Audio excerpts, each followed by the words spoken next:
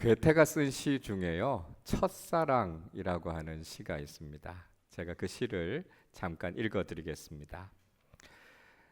누가 돌려주랴 그 아름다운 날, 첫사랑의 그때를. 누가 돌려줄 것이랴 그 아름다운 시절에 다만 한 토막이라도. 쓸쓸히 나는 이 상처를 키우며 끊임없이 되살아나는 슬픔에 이뤄진 행복을 슬퍼하고 있으니 누가 돌려주랴 그 아름다운 나날, 첫사랑의 그 즐거운 때를. 이런 시입니다. 여러분 어떠세요? 첫사랑에 대해서 생각하시면 여러분도 이런 감성이 느껴지십니까? 내 인생에 정말 아름다웠던 때, 참 행복했던 시절, 내가 다시 돌아가고 싶은 잃어버린 그 시간, 여러분 그런 마음이 드십니까? 사실 저는 그렇지 않습니다. 왜냐하면 전 지금이 제일 좋고요, 철없었던 그때의 감정보다는 지금 제 아내를 가장 사랑하기 때문에 그렇습니다. 여러분, 우리가 첫사랑이라는 거 한번 생각해 보면요, 그렇게 어설플 수가 없어요. 지금 생각하면 좀 부끄럽다 이런 생각도 듭니다. 어쩜 그렇게 모르는 게 많았는지요? 어쩜 그렇게 서툴렀던 것들이 많았는지요? 여러분 어떠세요? 이 첫사랑이라고 하는 것은 아마 우리가 했던 첫사랑에 대한 걸 영상으로 이렇게 틀어놓는다고 하면 아마 민망해서 끝까지 못 보시고 도망가실 분들이 많으실 겁니다. 그런데 왜 사람들이 첫사랑에 대해서 이런 아련한 추억들을 갖고 있는 걸까요? 첫사랑에 대해서 사람들이 소중하게 여기는 이유가 무엇이겠습니까? 첫사랑이 가장 완벽하고 가장 성숙한 사랑이기 때문이겠습니까? 그렇진 않을 겁니다. 그런데도 사람들이 첫사랑 이렇게 이야기하면 사람들의 마음이 설레고 기대가 되는 것은요, 그것이 가장 순수했기 때문일 것이고요, 그때가 우리의 열정이 뜨거웠던 그 시절, 그 시간들이었기 때문일 겁니다. 그러니까 우리가 첫사랑을 그리워한다라고 하는 것은 그 대상에 대해서 어떤 감정이나 미련이 남아있다, 그런 게 아니고요, 그 첫사랑 그때에 대한 막연한 그리움이라고 할 수 있죠. 그러니까 첫사랑이라고 하는 것은 사실 실제 하는 그 무엇이다 라고 하기보다는 사실은 어떤 추억 속에 남아있는 것이다, 이렇게 생각하는 것이 좋을 것 같아요. 그래서 우리가 시간이 한참 지난 이후에 첫사랑을 했던 대상들을 만났을 때 그런 이야기 종종 하죠. 첫사랑에 대한 환상이 깨졌다고요, 추억이 깨졌다고. 그냥 추억으로 남아 있었으면 좋았겠고 다시 안 만났으면 더 좋았겠다, 그런 이야기들을 하죠. 그러니까 첫사랑이라고 하는 것은 그때의 감정이 다시 되살아난다, 그게 아니고요, 그때에 대한 그것이 주는 의미, 그때 누렸던 그 감정에 대한 의미가 더 아마 클 것입니다. 그래서 혹시 배우자나 연인들이 첫사랑에 대해서 좀 애틋한 마음을 가지고 있다면 여러분 너무 질투하지 마시고요, 다투지 마시기를 바랍니다. 그건 아직까지도 그 대상에 대해서 어떤 감정이 남아있다는 것이 아니고요, 그때 그런 감정을 처음 느꼈던 자기 자신에 대해서, 또 그 시절에 대한 추억이 우리에게 있기 때문이 아닐까 하는 걸 생각하게 됩니다. 오늘 우리는 예레미야서의 말씀을 읽었습니다. 예레미야 선지자가 예언을 했던 때는요, 남유다가 아주 비극적이고 아주 암울한 상황이었습니다. 이제 나라는 곧 멸망하게 될 것이고요, 바벨론의 포로로 끌려갈 상황이지 않았습니까? 예레미야가 바로 그 사실을 예언했습니다. 그리고 진짜 불행했던 건 뭐냐면 예레미야는 자신의 조국이 망하는 걸 자신의 눈으로 봤다는 거예요. 자신의 나라가 멸망하는 걸 보는 게 얼마나 슬픈 일이었겠습니까? 그리고 하나님의 말씀이니까 그 말씀을 전해야 되기는 했겠지만 자신의 나라가 멸망한다라고 하는 이야기를 하는 것이 좋았겠습니까? 예레미야도 그 말씀 전하고 싶지 않았을 겁니다. 동족들은요, 또 얼마나 미워했겠습니까? 그래서 예레미야 20장 9절에서 예레미야가 이렇게 다짐을 합니다. 내가 다시는 여호와를 선포하지 아니하며 그의 이름으로 말하지 아니하리라 하면 나의 마음이 불붙는 것 같아서 골수에 사무치니 답답하여 견딜 수 없나이다. 남유다가 멸망한다, 이 말씀을 전하는 게 인간적으로 너무 부담이 되는 거예요. 동족들이 그렇게 미워하고 공격하니까요, 차라리 내가 입을 닫아버려야 되겠다. 예레미야는 하나님의 말씀을 전하지 않기로 했습니다. 그런데요, 그렇게 입을 닫으니까요, 속에서 불이 일어나는 거죠. 하나님의 말씀이 폭발하는 겁니다. 내 마음이 불붙는 것 같아서 견딜 수 없어서 예레미야는 다시 입을 열어서 하나님의 말씀을 선포했습니다. 여러분, 이것이 선지자의 딜레마죠. 하나님의 뜻대로 살아가고자 하는 사람들은요, 아무리 힘들어도요, 아무리 어려워도요, 하나님의 말씀을 전할 수밖에 없다는 것이죠. 자, 그렇게 남유다는 점점 끝을 향해서 가고 있었습니다. 사람이요, 인생의 끝에 처하게 되면요, 처음부터 자신의 인생 전체를 다 돌아보게 됩니다. 그리고 처음에는 이랬었는데, 그런 그리움, 안타까움, 이런 마음들이 생기게 되는 것이죠.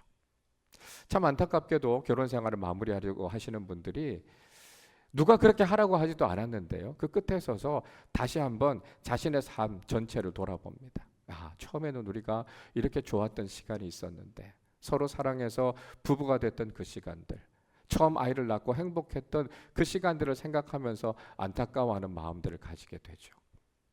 하나님께서도요, 남유다가, 이스라엘 백성들이 하나님을 사랑했던 그 처음 시절을 기억하고 계신다, 그렇게 말씀하셨습니다. 오늘 2절 말씀을 우리 같이 읽어보겠습니다. 가서 예루살렘의 귀에 외칠지니라.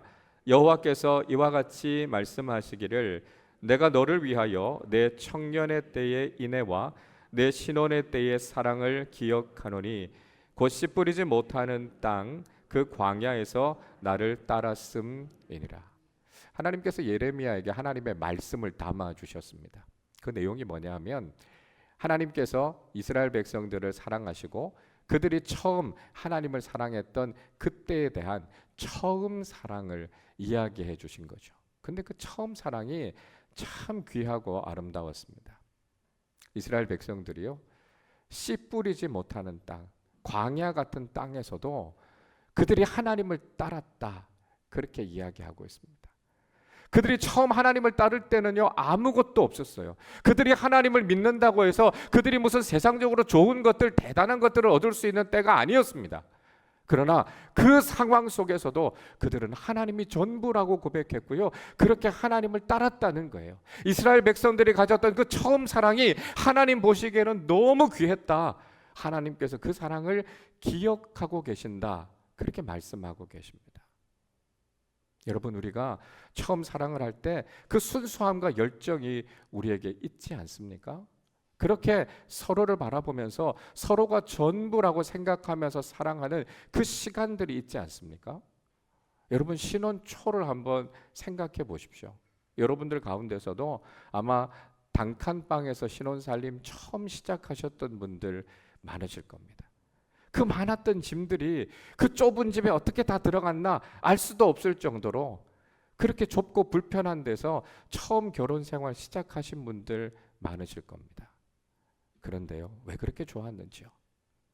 그렇게 좁고 불편한 생활을 하면서 불평하는 게 아니고요, 오히려 사랑하는 사람과 더 가까이 있어서 너무 좋다, 그런 마음 갖게 되시지 않았습니까? 내가 불편한 것보다요, 내가 힘든 것보다도 남편이, 아내가, 상대방이 혹시 불편하거나 힘들지 않을까 미안한 마음, 염려하는 마음 더 많지 않으셨습니까? 처음 그때 우리가 가졌던 감정들이죠. 그런데 어떠세요? 시간이 지나면서 점점 우리 마음이 바뀌어 갈 때가 많습니다. 집도 커지고요, 가진 것도 많아지면 우리가 누려야 할 행복, 기쁨도 더 커져야 맞는 것 아니겠습니까? 그런데 그게 정반대의 경우가 되는 경우들이 있습니다. 집도 커지고 방도 많아지면 가정에서 느끼는 행복이 더 커져야 될 텐데요, 부부가 서로 점점 말이 없어지고요, 서로 다른 방에 가서 숨어버립니다. 서로의 마음을 감추어 버리죠. 처음에는요, 아무것도 없어서 그렇게 불편하고 어려웠는데도 서로를 먼저 생각하는 마음들이 있었는데 어느샌가 내 주장을 앞세우게 되고 내 생각을 앞세우게 되죠. 서로를 향해서 고마워하는 마음, 사랑하는 마음보다도 서로를 향해서 불평하고 원망하는 생각들이 점점 더 커져갈 때가 있다는 것이죠. 그러면 처음 그때를 다시 생각해 보는 겁니다. 처음엔 그렇지 않았는데 왜 우리가 지금 이런 모습일까? 한탄하게 될 때가 있죠. 여러분, 하나님을 향한 남유다의 마음도 똑같았습니다. 처음에 이스라엘의 선조들은요, 정말 뜨겁게, 정말 순수하게 하나님을 사랑했던 사람들이었습니다. 물론 그들이 어설펐어요. 비틀거리기도 했고요, 실수하기도 했습니다. 그러나 하나님을 향한 뜨거운 사랑만큼은, 그 순수했던 사랑만큼은 참 대단했습니다. 그래서 아들을 바치라고 말할 때 자신의 아들을 하나님 앞에 번제로 드리지 않았습니까? 하나님의 명령이라면 그 말씀에 온전하게 순종하지 않았습니까? 그렇게 순수하고 열정적으로 하나님을 사랑했던 이스라엘의 처음 사랑이 있었다는 거예요. 근데 문제는 시간이 지나면서 점점 많은 것을 가지면서 하나님을 향한 그들의 마음이 변해갔다는 것입니다. 이스라엘 백성들의 숫자가 늘어났어요. 가나안 땅을 차지하게 됐어요. 그러면 더 감사해야지요. 더 감격해야죠. 그런데 그들의 신앙은 오히려 변질되고 말았습니다. 하나님 한 분만을 경외하지 않고요, 우상들과 이방신들을 섬겼습니다. 하나님만이 왕이 되셔서 우리를 다스려 주십시오, 그런 마음이 아니고요, 다른 왕들을 세워달라고 때를 썼습니다. 하나님께서 그렇게 많은 것들을 주셨는데요, 감사하고 감격하기보다는 오히려 더 주시지 않는다고 불평하고 원망하는 모습이었다는 거예요. 그래서 하나님께서 처음 사랑을 기억하시는 거죠. 처음에 너희들이 어떻게 나를 사랑했는지를 내가 기억하고 있다고요. 그리고 그 첫 사랑을 다시 회복할 것에 대해서 말씀하시죠. 여러분, 하나님께서는 우리가 처음 하나님을 사랑했던 그 마음을 기억하고 계신다고 말씀하십니다. 우리가 처음 예수를 믿을 그때를 한번 생각해 보십시오. 신앙이 뭔지 잘 몰랐어요. 그러나 열심히 예배에 참석했고요, 눈물 흘리면서 뜨겁게 부르짖으면서 기도하는 시간들이 있지 않으셨습니까? 우리 신앙생활이 무슨 세련된 것 없었어요. 그러나 우리의 그 순수한 마음과 열정을 가지고 주님 사랑합니다, 그렇게 믿음의 생활을 했던 우리의 모습들이 여러분 있지 않으셨습니까? 많은 것 같지 않았어도요, 우리가 주님께 드릴 것 별로 없었어도요, 우리가 가진 것 주님 앞에 드리면서 기쁨과 감사와 감격을 가지고 신앙생활하던 그때가 있지 않았습니까? 그런데 시간이 지나면서 우리는 더 많은 것을 가지게 됐음에도 불구하고 감사하고 감격하는 마음들은 오히려 사라져가고 있고요, 하나님을 향해서 불평하고 원망하고 우리의 마음이 냉랭하게 식어져 있는 것은 아니냐는 것이죠. 그런 우리를 향해서 첫사랑을 잃어버린 에베소 교회를 향해 책망하셨던 주님의 음성이 우리에게도 지금 들리고 있지 않습니까? 요한계시록 2장 4절에서 이렇게 말씀하시죠. 그러나 너를 책망할 것이 있나니 너의 처음 사랑을 버렸느니라. 그렇게 순수하게, 그렇게 뜨겁게 하나님만이 전부라고 생각했던 그 믿음의 삶을 살았던 때가 있었는데, 어느샌가 세상에 많은 것들을 가지면서 하나님만이 전부라고 생각했던 우리의 신앙이 퇴색되지 않았느냐고요. 그 처음 사랑을 다시 회복하라고 말씀하십니다. 하나님께서 그 첫사랑을 기억하고 계시니까요, 우리도 그 마음 가지고 주님 한 분만으로 만족합니다, 주님께 감사합니다, 감격합니다, 고백하며 믿음의 삶을 살아가는 우리 모두가 되실 수 있기를 바랍니다. 하나님께서는 한 번 더 예레미야 선지자에게 이스라엘 백성들을 향한 하나님의 마음이 무엇인가 하는 것을 들려주셨습니다. 3절 말씀을 우리 같이 읽겠습니다. 이스라엘은 여호와를 위한 성물 곧 그의 소산 중 첫 열매이니 그를 삼키는 자면 모두 벌을 받아 재앙이 그들에게 닥치리라. 여호와의 말씀이니라. 하나님께서 남유다 이스라엘의 백성들을 가리켜서 하나님의 성물이라고 말씀하셨어요. 한 해의 소산 중에 너희는 첫 열매와 같은 존재들이다 말씀하셨습니다. 이 첫 열매라고 이야기하는 것은 시간적으로 제일 먼저 맺힌 열매, 그런 뜻도 있고요, 소중함으로도 가장 가치가 있는 존재다, 그런 의미입니다. 그러니까 하나님께서 이스라엘 백성들을 바라볼 때 그들은 나의 전부라고요. 하나님께서 그들을 가장 사랑하신다, 그렇게 말씀하고 있는 것이죠. 하나님의 마음이 남유다 이스라엘 백성들에게로 전적으로 향하고 있다라고 하는 걸 말씀하고 있는 겁니다. 여러분, 부모님들에게는요, 자식들이 전부입니다. 자식이 잘났든지 못났든지 항상 부모님의 관심은 자녀들에게 가 있죠. 아무리 멋있고 예쁜 연예인을 데려다 놔도요, 아무리 유능하고 성공하는 사람들을 데려다 놔도요, 늘 마음은 자식에게 가 있는 겁니다. 마찬가지로 하나님께서 이스라엘을 향해서 첫 열매라고 말씀하시는 것은 하나님의 모든 사랑과 관심이 이스라엘 백성들에게 있다고요. 나에게 가장 소중한 존재가 바로 이스라엘 백성들이다 말씀하고 계십니다. 그렇기 때문에 이스라엘을 괴롭히고 삼키는 자들 하나님께서 용서하지 않겠다고요. 그들에게 재앙을 내리시고 그들을 심판하시겠다 말씀하고 있죠. 부모님들이 흔히 이렇게 말씀합니다. 나를 건드리는 건 괜찮아. 그러나 내 자식 건드리는 건 용서 못해. 이런 이야기 하시죠. 하나님의 마음이 똑같다는 거예요. 하나님의 백성들을 괴롭히고요, 하나님의 백성들을 힘들게 하는 사람들이 있다면 하나님 가만두시지 않겠다는 거예요. 하나님께서 반드시 심판하시겠다는 거죠. 여러분, 이 말씀이요, 당시의 남유다 백성들에게는 아주 중요한 의미가 있었습니다. 왜냐하면 이제 곧 남유다가 멸망하게 될 것이기 때문이죠. 바벨론의 포로로 끌려가게 될 것이기 때문입니다. 그런 일이 현실로 일어나게 됐을 때 하나님께서 그 말씀을 예레미야를 통해서 예언하게 하지 않았습니까? 그 상황을 겪으면서 남유다 사람들이 무슨 생각을 하겠어요? 하나님께서 우리를 버리셨나 보다. 하나님께서 우리를 사랑하지 않으시니까 이런 일이 일어난 거 아니냐고 하나님께 반문하지 않겠습니까? 그렇지 않다고요. 하나님께서는 여전히 그들을 사랑하신다고요. 지금 잠깐은 남유다가 고난을 겪는 것 같고 지금 당장은 어렵지만 하나님께서 당신의 백성들을 괴롭히는 사람들을 심판하시고 당신의 백성들을 회복시키실 것이라고요. 그렇게 귀한 존재들이다라고 하는 것을 말씀해 주고 있는 것이죠. 그것을 통해서 하나님의 사랑이 진짜구나라고 하는 것을 확인하게 되는 것입니다.